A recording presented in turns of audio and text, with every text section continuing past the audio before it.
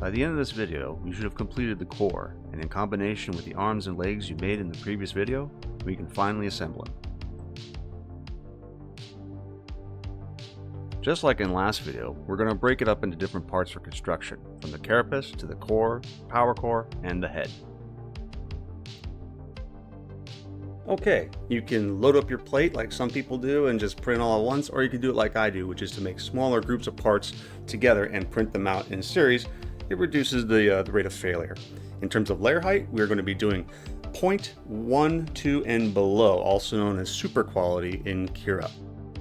The following parts listed above will need the specified percentages of infill. Because they are the wear and tear parts of the Caracatus, they need a little extra. Otherwise, everything else can just be the usual 20 to 25%. And here we are for one last time.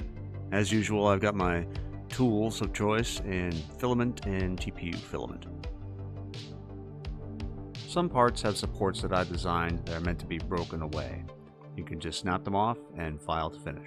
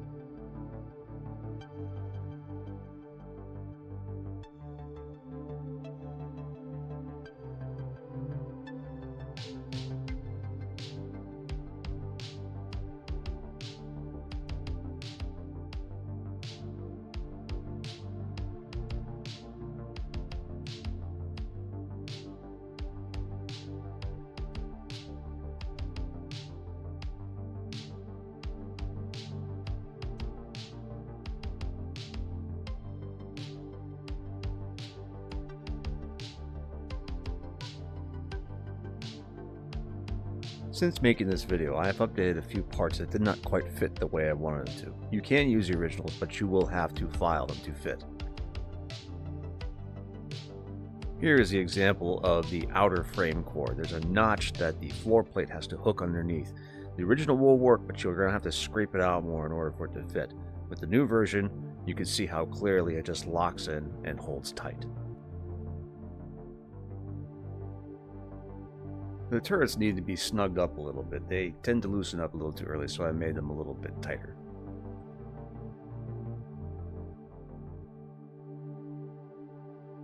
When it comes to putting the hydraulics and the mounts in, I like to put them in the plate before I put them in the rest of the frame. It tends to make the assembly a little easier.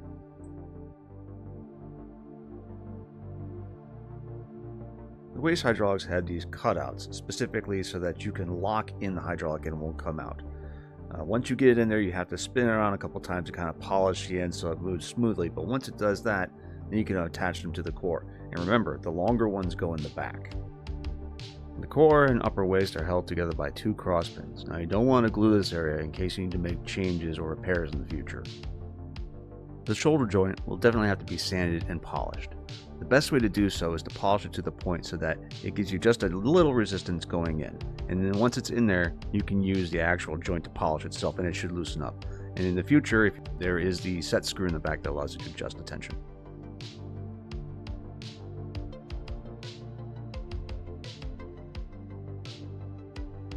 And because of the layer lines, you always want to polish the inside of the hydraulics so that they operate smoothly. Here's an example of what it would look like after it's done properly.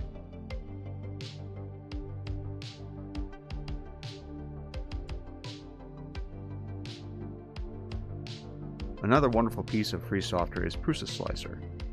Prusa Slicer has an option there that I forgot to mention before, and it is free, so be sure to go get it.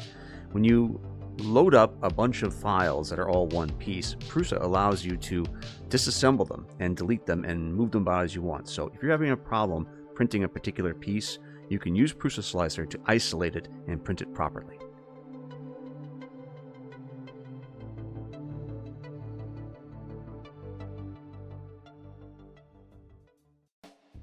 Well, we made it.